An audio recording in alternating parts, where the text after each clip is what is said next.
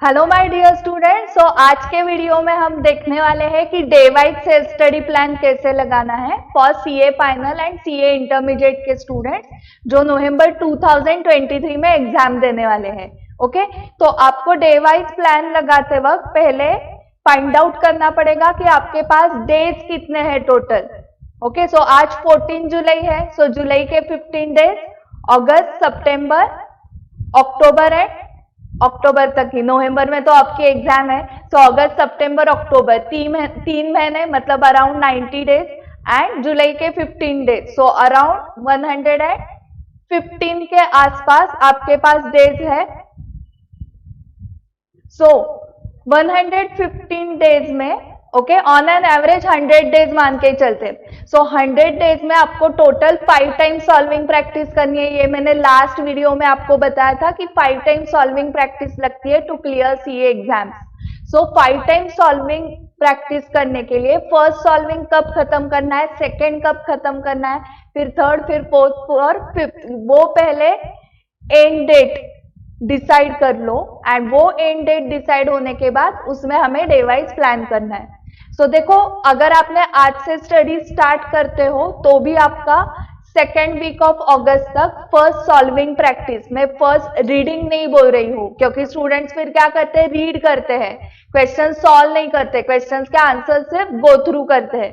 सो उससे काम नहीं होने वाला है, आपको एक्चुअल क्वेश्चन सॉल्व करने पड़ेंगे। सो फर्स्ट सॉल्विंग आपका अगस्त के सेकेंड वीक तक कंप्लीट होना चाहिए। वो कैसे कंप्लीट करना है हम नेक्स्ट स्लाइड में देखने वाले हैं। उसके बाद सेकेंड सॉल्विंग प्रैक्टिस जो है वो फर्स्ट वीक ऑफ सितंबर मतलब 15 डेज में, नेक्स्ट 15 डेज में, फिर अगेन नेक्स्ट 15 डेज में third solving practice and last week of October तक नेक्स्ट 15 डेज में फोर्थ वाली सॉल्विंग प्रैक्टिस एंड फिर आपकी मेन एग्जाम नवंबर में स्टार्ट होंगी, उसमें अल्टरनेट डे भी आपके रिविजन्स होने वाले हैं। तो ऐसे टोटल 5 टाइम्स आपने सॉल्विंग प्रैक्टिस करने के बाद you will get guarantee that you will pass in CA exams. Okay, so उसके लिए हमारे पोर्शन वाइज टेस्ट सीरीज जो है उसका टाइम टेबल आपको हेल्प करेगा to set your day wise plan. So CA final के स्टूडेंट्स की टेस्ट सीरीज स्टार्ट हो रही है 21 अगस्त से एंड सीए इंटर के स्टूडेंट्स की टेस्ट सीरीज स्टार्ट हो रही है 22 अगस्त से। So this is the detail time table of test series. So मैंने आपको फर्स्ट सॉल्विंग प्रैक्टिस बताया था 10 अगस्त तक आपको कंप्लीट करना है। उसके बाद 11 अगस्त से आप स्टार्ट करोगे फर्स्ट टेस्ट में जो चैप्टर्स है उसका प्रिपरेशन। सो देखो, फाइनल के स्टूडेंट्स को 21 अगस्त तक टाइम है, 10 अगस्त टू 21 अगस्त आपको फर्स्ट टेस्ट के लिए प्रिपरेशन करना है। सीए इंटरमीडिएट के स्टूडेंट्स आपकी 22 अगस्त से है, तो आपको 11 अगस्त से 21 अगस्त तक टाइम मिलेगा। सो दोनों को सेम टाइम मिल रहा है for second solving practice and जिनके ग्रुप 2 है, सिर्फ ग्रुप 2, तो आपका सीए फाइनल के स्टूडेंट्स का 31 अगस्त से है एंड इंटरमीडिएट के स्टूडेंट्स की टेस्ट सीरीज स्टार्ट हो रही है 1 सितंबर से, अगर आपका सिर्फ ग्रुप 2 है तो। ओके, इसके साथ आगे के आपको सॉल्विंग प्रैक्टिस सेशंस कंप्लीट करने हैं। सो सेकेंड आपका टेस्ट 1 के साथ होगा।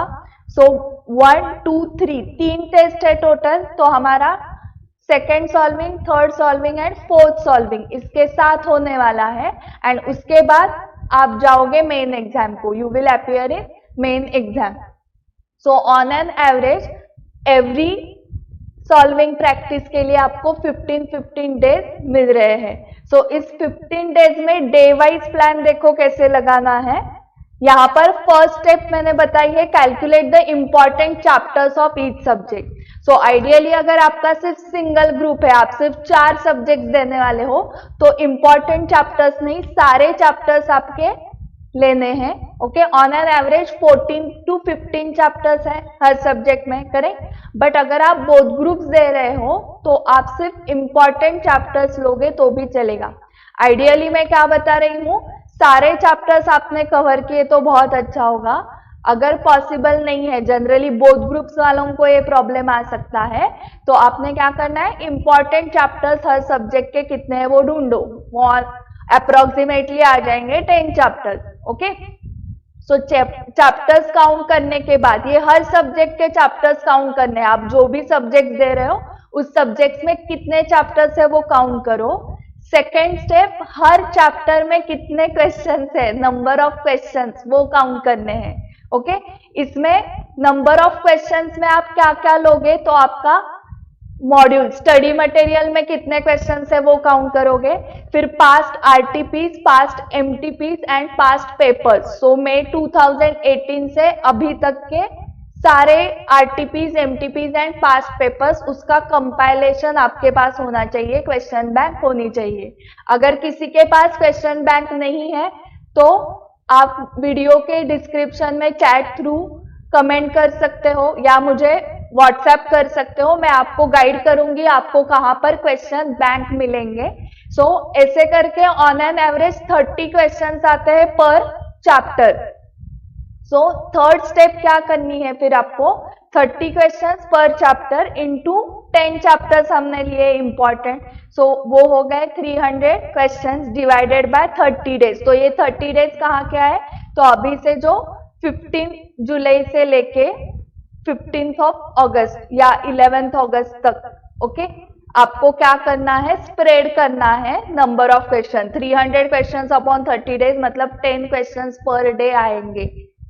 सो ये एक सब्जेक्ट के हुए, हाँ, एक सब्जेक्ट के 10 क्वेश्चंस आपने डेली किए, ऐसे हर सब्जेक्ट के 10 क्वेश्चंस। सो 4 सब्जेक्ट से तो 40 क्वेश्चंस डेली आपको करने हैं। सो ये आपने किया तो मिड ऑफ अगस्त तक आपका क्या हो जाएगा, सारे क्वेश्चंस का सॉल्विंग प्रैक्टिस हो जाएगा। ओके, सो ये नंबर ऑफ क्वेश्चंस हमने डिसाइड किए। ऐसे ही जो थ्योरी सब्जेक्ट्स होते हैं, लॉ, ऑडिट, EISSM, उस थ्योरी सब्जेक्ट के लिए नंबर ऑफ पेजेस काउंट करने हैं, हर चैप्टर के कितने नंबर ऑफ पेजेस हैं एंड डिवाइडेड बाय 30 डेज करने हैं। मतलब number of pages of each chapter into number of chapters divided by 30 days. तो उससे क्या होगा, आपको नंबर ऑफ पेजेस डेली कितने करने हैं वो काउंट भी मिल जाएगा, क्योंकि थ्योरी सब्जेक्ट्स में आपको क्वेश्चंस के साथ नंबर ऑफ पेजेस की भी प्रैक्टिस करनी है। ओके, सो ये मिलने के बाद स्टूडेंट्स कहाँ पे एग्जैक्टली रॉन्ग जाते हैं वो मैं बताती हूँ। This is very important. Students क्या करते हैं, आज दिन भर में क्या क्या करना है, तो आज अकाउंट्स करना है, लॉ करना है, कॉस्टिंग करना है, 3 सब्जेक्ट्स लिए तो 3 सब्जेक्ट्स डिसाइड करते हैं, उसके चैप्टर्स डिसाइड करके रखते हैं कि अकाउंट्स का प्री एंड पोस्ट इनकॉर्पोरेशन करना है, लॉ का इनकॉर्पोरेशन कंपनी, कॉस्टिंग का मटेरियल कॉस्ट। तो डेली का शेड्यूल बन गया, बट एग्जैक्टली कौन सा सब्जेक्ट कब करना है वही डिसाइड नहीं करते। सो टाइमिंग डिसाइड करना बहुत इंपॉर्टेंट है। देखो, अब जब स्कूल में थे तब वहां पर स्कूल का टाइम टेबल फिक्स होता था, सो डिसिप्लिन फॉलो होता है उससे, करेक्ट। सो डिसिप्लिन फॉलो किया तो ही आपका प्लान एग्जीक्यूट होगा। स्टूडेंट सेल्फ स्टडी करते वक्त ये टाइम ही डिसाइड नहीं करते कि अकाउंट्स कब करना है, लॉ कब करना है, कॉस्टिंग कब करना है, सिर्फ दिन भर में करना है, बट एग्जैक्टली कब क्या करना है वो डिसाइड नहीं होता है, फिर वो एग्जीक्यूशन में प्रॉब्लम आ जाता है। आप कौन से भी पर्सन का शेड्यूल देखो डेली का, उसके टाइम स्लॉट्स डिसाइडेड होते हैं। फॉर एग्जाम्पल, अगर मेरा शेड्यूल देखा जाए तो मेरे लेक्चर्स होंगे अलग अलग, फाउंडेशन का अकाउंट्स, इंटर का अकाउंट्स, 11th का अकाउंट्स, 12th का अकाउंट्स, ये आज दिन भर में लेना है। ओके, उसके बाद फैकल्टीज के साथ मीटिंग करनी है, स्टाफ के साथ मीटिंग करनी है, आज का शेड्यूल है, बट कब क्या करना है वही डिसाइडेड नहीं है, तो ऐसे होता ही नहीं है ना। सो आपको क्या करना पड़ेगा, उसके लिए मैंने सैंपल आपको एक प्लान दिखाया है कि फॉर एग्जाम्पल आप 8 बजे स्टडी स्टार्ट करते हो तो 8 to 10 लॉ सब्जेक्ट लेना है, उसमें इनकॉर्पोरेशन ऑफ कंपनी चैप्टर लेना है, उसमें 10 पेजेस करने हैं एंड पास्ट 5 RTP सॉल्व करने हैं। सो मेरा टाइम स्लॉट डिसाइडेड है, मॉर्निंग 8 to 10 में मुझे लॉ करना है, उस सब्जेक्ट का चैप्टर भी मेरा डिसाइडेड है, उस चैप्टर का एग्जैक्टली क्या करना है, तो 1 to 10 पेजेस करने हैं एंड पास्ट 5 RTP। तो वो फिक्स RTP एग्जैक्टली कौन से करने हैं, May 18, November 18, May 19, November 19 and May 20। ये 5 आरटीपी सॉल्व करने से एग्जैक्टली आपको लिखना चाहिए। फिर 10 to 10:30 ब्रेक, फिर 10:30 to 12:30 income from house property, tax subject का ये चैप्टर, उसका एग्जैक्टली क्या करना है। तो पेजेस हैं 1 to 8 क्वेश्चंस, वो क्वेश्चंस कहाँ के, कौन से बुक के, इतना फिक्स शेड्यूल आपका होना चाहिए। फिर 12:30 to 1:30 लंच ब्रेक, फिर नेक्स्ट 1:30 to 3:30 अकाउंट्स का ये चैप्टर, इसके ये 5 questions, 3:30 to 4 break. So break के लिए भी आपको टाइम है, ऐसे नहीं कि सिर्फ आप स्टडी कर रहे हो।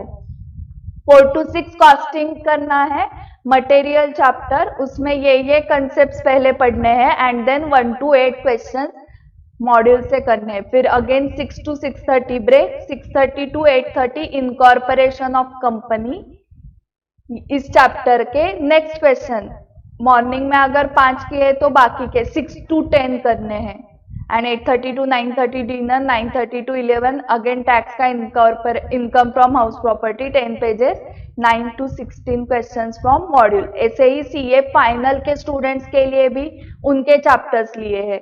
सो ये सैंपल डे वाइज प्लान दिखाने के पीछे रीजन क्या है कि स्टूडेंट्स गलत कहाँ पर जा रहे हैं कि वो फिक्स स्लॉट नहीं डिसाइड कर रहे हैं, वो चैप्टर करना है वो लिखते हैं कि इस डेट को अकाउंट्स का प्री पोस्ट इनकॉर्पोरेशन चैप्टर करना है, बट उस चैप्टर का एग्जैक्टली करना क्या है, क्वेश्चन सॉल्व करने हैं या कंसेप्ट देखने हैं।